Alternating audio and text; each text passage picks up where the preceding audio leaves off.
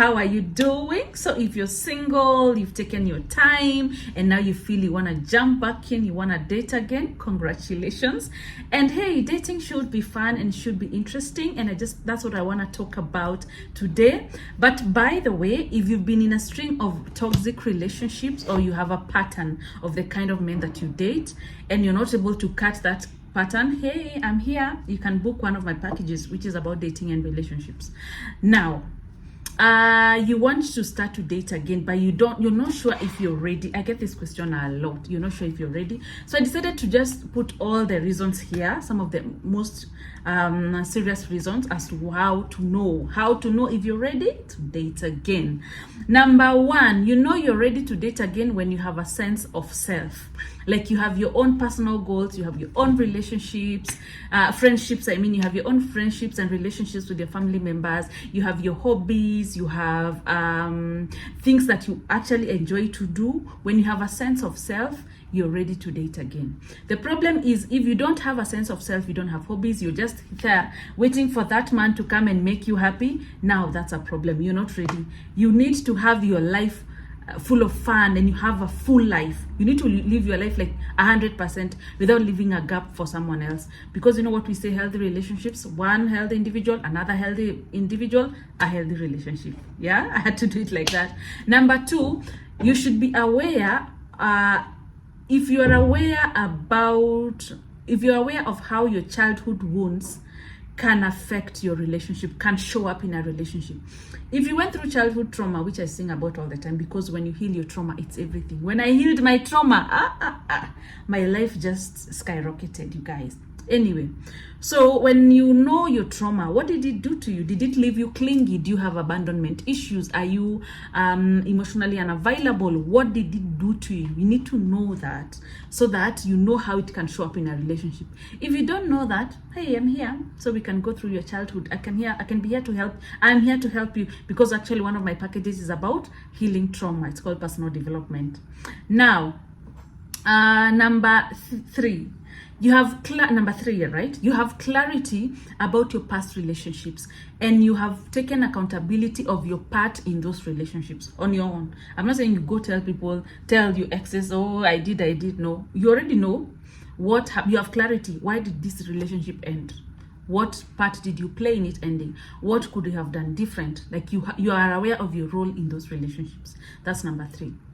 Now, it's important for you to know this so that you stop repeating the pattern. You know what I said? If you have a pattern, and so that you stop sabotaging your relationships, or if you sabotage your relationships, or if you're the one who messes them, so you stop.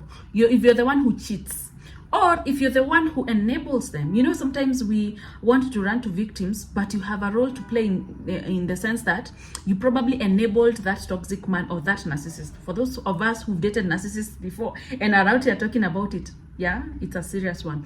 If you don't know the role you played in that relationship, whether it was with a narcissist, an available man, or you were the one who was a narcissist or unavailable, then you have to know so you don't repeat the same thing. Because especially if you're dating a narcissist and you don't know why it ended, you didn't know he was a narcissist, you don't know the role you played, it's very easy for you to get back into the same relationship. We say same forest, different monkey. Different monkey, same forest. One of those. You guys get the point. You date a different man, a different person, but the same man. If that one was ghosting you, this one now is beating you. If that one was ghosting you, this one now is stealing your money. It's either or. It doesn't have to be. Another reason is when you feel good in your own company. Like if you have your hobbies, you want to watch a movie, you can even go to IMAX on your own and watch a movie. You do drives, you go to Karura Forest, you take walks. If you're able to, spend beautiful time with yourself and give yourself the love you crave from that other person, you're ready to date again. Yeah. Another thing is to give. Sometimes we focus so much as women, we focus so much on receiving. I want him to take me to the moon and back. I want him to. What are you gonna do also? Because you also have to be willing to give. And when I say give, I'm not talking about your body, because I know most people jumped there. I'm talking about even in terms of your time. I'm talking about in terms of even returning missed calls, because some women have let very good partners go because you're not reciprocating the effort. They're seated there, they're chatting you, and you know, I have to respond after 2 hours. I don't want him to say I'm desperate. Can you reply to that damn text message?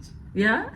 So also when you stop sabotaging those relationships, and when you're able to give, you have to give, and if it's your time, even if it's, you know, like I've said, returning missed calls, even if it's checking up on them, yeah, you have to be willing also to accommodate other people.